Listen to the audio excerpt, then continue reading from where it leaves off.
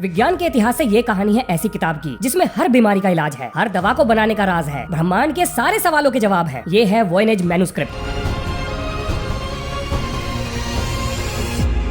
किसने लिखी है ये किताब, क्यों लिखी है ये किताब, किस भाषा में लिखी गई है ये किताब और क्यों इसके कोड को दुनिया के सबसे शक्तिशाली कंप्यूटर्स भी तोड़ नहीं पाए। 1912 फ्रस्काती इटली में एक Polish American book seller Wilfred Voynich Jesuit college में किताबें खरीदने जाते हैं। विल्फ्रेड वॉयनेज ये आदमी रेयर किताबों को खरीदने और बेचने का काम करता था। उस समय जेसुइट कॉलेज को पैसे की बहुत जरूरत थी, तो वो विल्फ्रेड वॉयनेज को अपने यहाँ से कुछ किताबें बेचने का मन बनाते हैं। जब वॉयनेज किताबों को छांट रहे थे तो उनकी नजर एक बिना कवर की भद्दी सी किताब पर पड़ती है जिसको बकरे के चमड़े से सीला हुआ था। जब वॉयनेज उस किताब को खोलते हैं तो उस किताब के अंदर सोलर सिस्टम से जुड़ी हुई drawings, astrological events, hybrid plants, ऐसे पेड़ पौधे जिनके ऊपर फलों के रूप में मानव शरीर के अंग लटक रहे थे और ऐसी ऐसी चीजें दर्शाई गई थी जिनका वास्तविकता से कोई भी लेना देना नहीं था। और ये किताब किस भाषा में लिखी थी ये भी समझ में नहीं आ रहा था। और ये बात मायने रखती है क्योंकि वॉयनेज 5 भाषाएं लिख सकते थे और 15 भाषाएं समझ सकते थे, क्योंकि ये आदमी रशिया के अच्छे घराने में पैदा हुआ था, दुनिया की टॉप 3 यूनिवर्सिटी से पढ़ा था, साइबेरिया की जेल में बंद रहा था और जेल तोड़कर लंदन भाग गया था। ये कोई मामूली आदमी नहीं था। और क्योंकि इस अजीबोगरीब किताबों खोजने का श्रेय इस आदमी को जाता है, इसीलिए इस किताब का नाम इस आदमी के नाम पर पड़ा, यानी वॉयनेज मैन्युस्क्रिप्ट। अब वॉयनेज ने इस किताब के कोड को तोड़ने के लिए अपनी पूरी जिंदगी लगा दी, क्योंकि वॉयनेज को ऐसा लगता था कि ये किताब मानव इतिहास की सबसे बेशकीमती चीज है। वॉयनेज पूरी दुनिया में घूम घूम कर एक्सपर्ट कोड ब्रेकर से जाकर मिलने लगे, लेकिन कोई भी इस किताब के कोड को नहीं तोड़ पाया। अपनी रिसर्च के आधार पर वॉयनेज इस नतीजे पर पहुंचे कि शायद ये किताब रॉजर बेकन ने लिखी हो। रॉजर बेकन आज के समय साइंटिफिक कम्युनिटी में इतिहास में सबसे ज्यादा रेस्पेक्टेड केमिस्ट में से एक है। यही है वो जिन्होंने यूरोप को पहली बार गन पाउडर का फॉर्मूला दिया था, लेकिन इनका भी जीवन परेशानियों से भरा पड़ा था। अब क्योंकि जिस जमाने में ये साइंस की प्रैक्टिस कर रहे थे, उस जमाने में साइंस की प्रैक्टिस को चर्च के रूल्स के खिलाफ माना जाता था, तो ये बहुत सारे लोगों की आंख का कांटा बने हुए थे। अब रॉजर बेकन की इन साइंटिफिक हरकतों को देखते हुए उन्हें जेल में डाल दिया जाता है, लेकिन क्योंकि चर्च में कुछ लोग रॉजर बेकन के फेवर में थे, तो इन्हें जेल में ही अपने एक्सपेरिमेंट कंडक्ट करने के लिए सुविधाएं मुहैया कराई जाती हैं। और ऐसा माना जाता है कि रॉजर बेकन ने जेल के अंदर ही सीक्रेट कोड के रूप में अपनी इस किताब को लिखा था। ये एक साइंटिफिक थ्योरी है, इसे अभी तक प्रूव नहीं किया गया है। अब ये बात तो बिल्कुल सही है कि वॉयनेज इस बुक से जुड़ा हुआ कोड नहीं तोड़ पाए थे, लेकिन उनके हाथ एक लेटर लगा था जो कि 1665 में एक फेमस डॉक्टर जॉन मैरिक मार्ची ने लिखा था, जिसमें ये मेंशन था कि उनके पास एक सीक्रेट बुक है जो कि कोडेड भाषा में लिखी है और वो इसके कोड को तोड़ने के लिए इसे अपने एक दोस्त एथेनासियस क्रीचर को दे रहे हैं। मार्ची अपने लेटर में ये भी बताते हैं कि ये किताब एक जर्मन राजा के पास थी जिन्होंने एक भारी भरकम कीमत देकर इस किताब को खरीदा था। और कमाल की बात ये थी कि इस लेटर में रॉजर बेकन को एज आ ऑथर मेंशन किया गया था। अब वॉयनेज के दिमाग में एक सवाल आता है कि आखिर कैसे ये किताब बेकन से जर्मन राजा तक पहुंची। तो वॉयनेज के हिसाब से इस किताब को बेकन से राजा तक पहुंचाने के लिए डॉक्टर डी ने अपनी भूमिका निभाई थी। डॉक्टर डी ये क्वीन एलिजाबेथ द फर्स्ट के कोर्ट के मेंबर थे, एक साइंटिस्ट थे और बहुत यंग एज से इनकी पहुंच रॉजर बेकन के द्वारा लिखी गई किताबों तक थी। अब डॉक्टर डी ने भी इस किताब को डिकोड करने की बहुत कोशिश करी, लेकिन वो फेल हो गए। और उसके बाद डॉक्टर डी ने इस किताब को एक जर्मन राजा को बेच दिया। अब इस किताब के अंदर लिखे हुए राज तभी खुल सकते थे अगर कोई इस किताब को डिकोड कर पाए। और इसे डिकोड करने के लिए सबसे पहला काम जो करना था वो ये पता करना था कि आखिर ये किताब लिखी किसने है और लिखी क्यों है और किस भाषा में लिखी है और क्या उसने इन कोड को तोड़ने का कोई तरीका भी लिखा है। इसी चीज की खोज में ये किताब एक जगह से दूसरी जगह भटक रही थी। अब इस किताब के कोड को तोड़ने के लिए और लोगों ने भी अपने हाथ साफ किए थे, जिनमें से एक थे विलियम फ्रीडमैन, जिन्होंने वर्ल्ड वॉर 2 के दौरान जैपनीज कोड पर्पल को तोड़ा था। इन्होंने अपने 30 साल लगा दिए, हाँ जी 30 साल लगा दिए इस किताब के कोड को तोड़ने में। और फाइनली इन्होंने ये कहा कि इसके कोड को तोड़ा नहीं जा सका। अब 1930 में वॉयनेज का देहांत हो जाता है और ये किताब उनकी पत्नी के पास चली जाती है। और 30 साल बाद उनकी पत्नी की मृत्यु के बाद ये किताब ये लाइब्रेरी में चली जाती है, जहाँ आज भी ये किताब ऐसी की ऐसी ही रखी है। अब जैसे ही इंटरनेट का चलन बढ़ा, ये लाइब्रेरी ने इस किताब के पेजों को स्कैन करके इंटरनेट पे पब्लिश करना शुरू कर दिया और इस किताब के चर्चे पूरी दुनिया में आग की तरह फैल गए। करोड़ों लोग इस किताब के कोड को तोड़ने की कोशिश करने लगे। और फिर 2009 में यूनिवर्सिटी ऑफ एरिजोना से एक जबरदस्त खबर आई। अब वैज्ञानिकों ने ये डिसाइड करा कि वो इस किताब की रेडियो कार्बन डेटिंग करेंगे और पता लगाएंगे कि आखिर ये किताब कितनी पुरानी है और ये किस जमाने की है। और उसके हिसाब से अंदाजा लगाया जाएगा कि उस जमाने में कौन कौन ऐसे लोग थे जो इस तरह की साइंटिफिक रिसर्च कर रहे थे, ताकि इस चीज के पास पहुंचा जा सके कि आखिर इस किताब को किसने लिखा होगा। अब रेडियो कार्बन डेटिंग के जो रिजल्ट आए उन्होंने सबको चौंका दिया, क्योंकि ये किताब 13वीं शताब्दी की थी ही नहीं, बल्कि ये किताब 15वीं शताब्दी की निकली। यानी ये किताब रॉजर बेकन के द्वारा नहीं लिखी गई थी। इसका मतलब ये हुआ कि जितनी भी थ्योरीज रॉजर बेकन को लेकर बनाई गई, सब पर विराम लग गया और घूम फिर कर सभी लोग वहीं आ गए कि आखिर इस किताब को लिखा किसने है। लेकिन ये एक अच्छी खबर थी, क्योंकि अब वैज्ञानिकों को पहला जवाब मिल गया था कि ये किताब 15वीं शताब्दी में लिखी गई है। तो अब इस किताब पर रिसर्च तेज हो गई। अब वैज्ञानिकों का शक घूम कर जाता है महान वैज्ञानिक लियोनार्डो दा विंची की तरफ। क्या ये किताब लियोनार्डो दा विंची ने तो नहीं लिखी थी? एक एक इंडिपेंडेंट रिसर्चर डॉक्टर शेरवुड ने ये दावा किया कि ये किताब किसी और ने नहीं बल्कि लियोनार्डो दा विंची ने ही लिखी है, क्योंकि जिस समय की ये किताब है उस समय लियोनार्डो दा विंची से बड़ा वैज्ञानिक कोई था ही नहीं। आप अगर चाहे तो इंटरनेट पर जाकर एडिथ शेरवुड के द्वारा वॉयनेज मैन्युस्क्रिप्ट पर लिखा गया रिसर्च पेपर पढ़ सकते हैं। इस रिसर्च पेपर में उन्होंने ये एविडेंस दिखाए हैं कि क्यों उन्होंने इस किताब को लियोनार्डो दा विंची से जोड़ा था। अब जिस जमाने की ये किताब थी उस जमाने में बिना किसी इंस्ट्रूमेंट के परफेक्ट सर्कल बहुत कम लोग बना सकते थे, जिनमें से लियोनार्डो दा विंची एक थे। इस किताब के एक पेज पर ऐसा ही एक सर्कल बना हुआ था जिसमें कुछ औरतें बर्थिंग टब के अंदर बैठी थी। ये सारी औरतें प्रेग्नेंट थी, लेकिन एक औरत प्रेग्नेंट नहीं थी बल्कि उसके हाथ में एक बच्चा था और इस औरत के हाथ में एक सितारा भी था। डॉक्टर शेरवुड के हिसाब से ये एक बर्थ रिकॉर्ड था। इस कागज पर एरीज की फोटो अप्रैल महीने को दर्शा रही थी और जिस औरत के हाथ में बच्चा था वो एग्जैक्टली हमारी घड़ियों के हिसाब से 10 बजे वाली पोजीशन पर बैठी थी। यानी उस औरत की पोजीशन ठीक बिल्कुल वही थी जो घड़ी में 10 बजे सुइयों की होती है। और कमाल की बात ये है कि लियोनार्डो दा विंची 15 अप्रैल को 10 बजे के आसपास ही पैदा हुए थे। अब क्या ये कोइंसिडेंस है? इस दावे को सपोर्ट करने वाली एक और बात थी, लियोनार्डो दा विंची अपनी सारी किताबें कोड भाषा में लिखते थे और ये किताब भी एक ऐसी कोडेड लैंग्वेज में लिखी थी जिसको तोड़ना असंभव था। अब 2016 में कैनेडियन यूनिवर्सिटी के प्रोफेसर ग्रेग कॉन्ड्रेक्ट की गाइडेंस में आर्टिफिशियल इंटेलिजेंस की मदद से वॉयनेज मैन्युस्क्रिप्ट के कोड को तोड़ने की कोशिश की गई। अब इस रिसर्च का मकसद एक ऐसा कंप्यूटर बनाना था जिसे मानव इतिहास में लिखी गई कोई भी चीज अगर दी जाए तो वो उसको पढ़ भी पाएगा और उसका अर्थ भी बता पाएगा। प्रोफेसर कॉन्ड्रेक्ट ने कंप्यूटर के डाटाबेस में कई सौ मैन्युस्क्रिप्ट से लैंग्वेज को उठाकर कंप्यूटर में डाल दिया ताकि कंप्यूटर इस डाटाबेस से वॉयनेज मैन्युस्क्रिप्ट की भाषा को कंपेयर करके उसका कोई अर्थ निकाल सके। और क्योंकि ये कंप्यूटर मानव दिमाग से ये काम बहुत तेजी से कर सकता है तो यहाँ से वैज्ञानिकों को एक उम्मीद जगी कि शायद अब इस किताब के कोड को तोड़ा जा सकता है। और आखिर फिर वो दिन आ ही गया जब कंप्यूटर ने कई हफ्तों की कैलकुलेशन करने के बाद, हाँ जी, कंप्यूटर को कई हफ्ते लगे इस रिजल्ट को देने में, फाइनली कंप्यूटर ने आंसर दिया और कंप्यूटर ने ये कहा कि ये किताब हिब्रू में लिखी गई थी। और ये किताब हिब्रू में लिखी ही नहीं गई थी बल्कि ये एक अल्फाग्राम थी। अल्फाग्राम का अर्थ होता है जिसमें हम शब्दों को जंबल वर्ड्स की फॉर्म में लिखते हैं, जैसे कैट को अगर एक्ट लिखा जाए। लेकिन कमाल की बात ये है कि एक्ट का भी एक अल्फाग्राम होता है, तो ये बहुत कंफ्यूजिंग था। अब देखिए इसको डिकोड करने में क्या मुसीबत थी। मान लेते हैं कि आपने एक वर्ड का अर्थ निकाला, अब आपने दूसरे वर्ड का अर्थ निकाला। अब अगर ये दोनों वर्ड एक साथ फिट नहीं बैठ रहे तो आपको ये फिगर आउट करना पड़ेगा कि पहला वर्ड सही था या दूसरा वर्ड सही है। अगर पहला वर्ड सही है तो दूसरे को दोबारा फिगर आउट करो और अगर दूसरा सही है तो पहले को दोबारा फिगर आउट करो। और इस तरीके से अब तक आपने जितने भी वर्ड फिगर आउट किए हैं उन सारे वर्ड्स को दोबारा मैच करो और अगर उनमें से एक भी वर्ड गड़बड़ा जाता है तो पूरे सीक्वेंस को दोबारा करो। अब ये सारी जानकारी देने के बाद कंप्यूटर ने अपने हाथ खड़े कर दिए कि भैया मेरे बस की नहीं है इस किताब को डिकोड करना, किसी और को ढूंढो। अब 2017 में एक जर्मन इजिप्शियन एथोलॉजिस्ट ने 3 साल इस किताब पर रिसर्च करी और 2020 में अपना रिसर्च पेपर पब्लिश किया और उन्होंने इस किताब के बहुत सारे पैराग्राफ्स को डिकोड कर लिया। और उनके हिसाब से ये किताब एक प्रोफेसी बताने वाली किताब थी। प्रोफेसी का अर्थ होता है भविष्य में क्या होने वाला है, यानी कि ये किताब भविष्य में होने वाली घटनाओं के बारे में जानकारी दे रही थी, ऐसा उनका मानना था। अब कुछ रिसर्चर्स का ये भी मानना है, क्या पता ये किताब कोडेड भाषा में लिखी ही ना गई हो, क्या पता कि इस किताब को लेकर अब तक हमारी अप्रोच ही गलत हो, क्या पता जिस भाषा में ये किताब लिखी गई है वो एक भाषा ही हो, एक ऐसी भाषा जो इंसान बोलते ही ना हो। अब इस बात के पीछे की स्ट्रॉन्ग एविडेंस था और वो एविडेंस था ज़ोडिएक कोड। अब मैं ज़ोडिएक कोड की डिटेल में नहीं जाऊंगा, अगर आपको उसके बारे में जानना है तो आप गूगल पर जाकर उसके बारे में पढ़ सकते हैं। एक मजे की बात और बताता हूँ, जितने भी रिसर्चर्स ने इस किताब पर रिसर्च करी है वो सारे एक नतीजे पर तो पहुंच गए थे कि इस किताब में एक सिंगल एरर नहीं था, यानी जिस इंसान ने इस किताब को लिखा था उसने एक भी गलती नहीं की थी, एक भी रिपीट होने वाला वर्ड मिसप्रिंट नहीं था, पूरी किताब में कहीं भी कोई कटिंग नहीं थी और ये नामुमकिन है। अब एक नई थ्योरी का जन्म हुआ कि ये किताब एलियन बुक थी और दोबारा सामने आते हैं एरिक वॉन डैनिकन। अगर आपने पिछली वीडियो देखी है जिसमें मैंने एंटी कथीरा के बारे में बताया था, एक ऐसा टाइम ट्रेवलिंग डिवाइस जिसको कोई भी डिकोड नहीं कर पाया, उसे भी वॉन डैनिकन ने अपनी किताब चैरियट्स ऑफ गॉड में एक एलियन डिवाइस बताया था। और इस किताब को भी वॉन डैनिकन ने एक एलियन बुक बताया है, क्योंकि वॉन डैनिकन ये कहते हैं कि बहुत सारी चीज धरती पर ऐसी हैं जिसे इंसान नहीं बना सकते, जैसे ये स्टोनहेंज। एक और सबूत जो वॉन डैनिकन के दावों को सपोर्ट करता है वो था पेरी रीस मैप, जिसमें हमारी धरती को इस तरीके से दिखाया गया है जैसे वो स्पेस से देखने पर नजर आएगी, जो कि असंभव था क्योंकि 1513 में धरती को स्पेस से कैसे देखा जा सकता था। अगर आपको इतिहास को चैलेंज करने वाली वॉन डैनिकन की किताबें पढ़नी है तो आप हिस्ट्री इज रॉन्ग पढ़ सकते हैं, लाजवाब किताब है। सन 2006 में 2 ब्रिटिश राइटर्स गैरी केनेडी और रॉब चर्चिल ने इस किताब को मिस्टीरियस चीजों के साथ जोड़ दिया। उन्होंने अपनी किताब वॉयनेज मैन्युस्क्रिप्ट में ये दावा किया है कि ये किताब किसी के द्वारा इंसानी दिमाग को काबू करके लिखवाई गई है और इस बात को साबित करने के लिए उन्होंने अपनी किताब के अंदर बहुत सारे सबूत भी दिए हैं। अब अगर उन सबूतों को ध्यान से देखा जाए तो उनके पास ये बात कहने के स्ट्रॉन्ग एविडेंसेस हैं। इस वीडियो में मैं उनके द्वारा बताए गए फैक्ट्स और दिखाए गए सबूतों के बारे में नहीं बताऊंगा क्योंकि वो थोड़े डिस्टर्बिंग है, पर मैं आपको एक आइडिया दे देता हूँ। आपने कहीं ना कहीं सुना या देखा होगा कि कुछ लोगों का शरीर उनके काबू में नहीं है या वो क्या कर रहे हैं इसकी जानकारी उन्हें नहीं होती, जिसे हमारे यहाँ देसी भाषा में कहते हैं कि इसके सर पे भूत सवार हो गया। तो कुछ कुछ इससे जुड़ी हुई चीजें ही उन्होंने अपने दावों में बताई हैं। इन्होंने अपनी किताब में हिल्डेगार्ड वॉन बेंगेन का जिक्र किया है। अब इतिहास में इस महिला को 12वीं शताब्दी के संत के रूप में दिखाया गया है जिसने हजारों पन्नों पर इसी तरह की समझ में ना आने वाली भाषा और मिलती जुलती ड्राइंग्स के ऊपर अच्छा खासा रिटन मटेरियल तैयार किया था। इस महिला के अनुसार जो भी चीजें इन्हें अपने सपने में दिखती थी वो इसे किताब के रूप में उतार देती थी और इनके द्वारा लिखी गई चीजें वॉयनिच मैन्युस्क्रिप्ट से मेल खा रही थी। और जैसा कि आप जानते हो कि क्रिश्चियनिटी में एक्सोर्सिज्म पे यकीन किया जाता है। अब यहाँ पर एक चीज बतानी जरूरी है, ऐसा नहीं है कि सभी लोग इस किताब पर यकीन करते थे। कुछ ऐसे भी थे जो ये मानते थे कि किसी पागल ने इस किताब को बस ऐसे ही लिख दिया है जिसका कोई सेंस नहीं है। क्योंकि सन 2006 में एक ऑस्ट्रियन रिसर्चर ने इस किताब के ऊपर एक कंप्यूटर एनालिसिस किया और उनके कंप्यूटर एनालिसिस में ये बात निकलकर सामने आई कि इस किताब में एंडलेस मीनिंगलेस कोड लिखे हुए हैं जिनका कुछ भी मतलब नहीं है। और ये इस किताब की सबसे आसान एक्सप्लेनेशन थी कि इसे देख के आंख बंद कर लो कि ये कुछ है ही नहीं। लेकिन ऐसा नहीं है कि इस किताब में कुछ भी ऐसा नहीं था जो समझ में ना आ रहा हो। इसमें बहुत सारी चीजें ऐसी थी जिनकी पिक्चर से ये रिलेट किया जा सकता है कि ये किताब वाकई में ही कुछ और थी, यानी कुछ ऐसा जिसे समझने के लिए अभी हम तैयार ही नहीं थे। इसके बाद एक और थ्योरी का जन्म हुआ और वो ये कि ये किताब विल्फ्रेड वॉयनिच ने ही लिखी थी। अब वैसे इस पर यकीन करना मुश्किल है क्योंकि रेडियो कार्बन डेटिंग से ये पता लगा था कि ये किताब 15वीं शताब्दी के आसपास रही होगी। तो रिसर्चर्स ने ये माना कि विल्फ्रेड वॉयनिच ने 15वीं शताब्दी की बकरों की खाल कहीं से इकट्ठा करी और इस किताब का निर्माण किया ताकि वो इसे बेचकर दुनिया भर का पैसा कमा सके। लेकिन क्योंकि ये किताब किसी को भी समझ में नहीं आ रही थी तो इसके खरीदार भी उन्हें नहीं मिले। और इस दावे को सपोर्ट करने के लिए उन्होंने ये कहा कि विल्फ्रेड वॉयनिच से पहले इस किताब का कहीं पर कोई जिक्र नहीं है, यानी इस किताब को पॉपुलराइज किया था विल्फ्रेड वॉयनिच ने और वो इसे रॉजर बेकन के नाम पर बेचकर बहुत सारा पैसा कमाना चाहते थे। अब कुछ रिसर्चर्स का ये भी मानना है कि विल्फ्रेड वॉयनिच को वो लेटर मिला था और उस लेटर को आधार बनाकर उन्होंने इस किताब का निर्माण किया। पर इस थ्योरी को भी चैलेंज करने वाली एक चीज सामने आ गई। इस बुक में जिस इंक का इस्तेमाल किया गया था वो इंक भी 15वीं शताब्दी की थी। अब ये कैसे हो सकता है? क्या वॉयनिच ने टाइम ट्रेवल करके ये किताब लिखी थी? लेकिन इसकी भी एक एक्सप्लेनेशन दी गई है। रिसर्चर्स ने ये कहा कि हो सकता है कि ये किताब वॉयनिच ने ना लिखी हो लेकिन उनके पास इस तरह के डॉक्यूमेंट हो जिसको असेंबल करके ये किताब बनाई गई हो। क्योंकि जैसा कि सब जानते थे विल्फ्रेड वॉयनिच पुरानी किताबों के बहुत बड़े डीलर थे, तो जरूर उनके पास कुछ ऐसा होगा जिसको असेंबल करके उन्होंने ये किताब बनाई होगी। पर अगर उन्होंने ये किताब बनाई भी है तो भी ये लिखी किसने है? इस किताब पर लगातार टेस्ट किए गए हैं, बार बार टेस्ट किए गए हैं, जिनमें सबसे ज्यादा एडवांस टेक्निक का इस्तेमाल किया गया है जो उस जमाने में थी ही नहीं जिस जमाने की ये किताब है। तो क्या इस बात पर यकीन किया जा सकता है कि ये किताब फेक है? वेल, मेरी पर्सनल राय में जितना मैंने इसके बारे में पढ़ा है मुझे ये फेक नहीं लगी। इस किताब को greatest code of all time कहा जाता है जो जिस दिन खुलेगा उस दिन यूनिवर्स का सबसे गहरा राज भी खोल देगा। अगली वीडियो में फिर से चलेंगे विज्ञान के इतिहास से जुड़े हुए एक नए सफर पर। तो मिलते हैं नेक्स्ट वीडियो में। जय हिंद, जय भारत।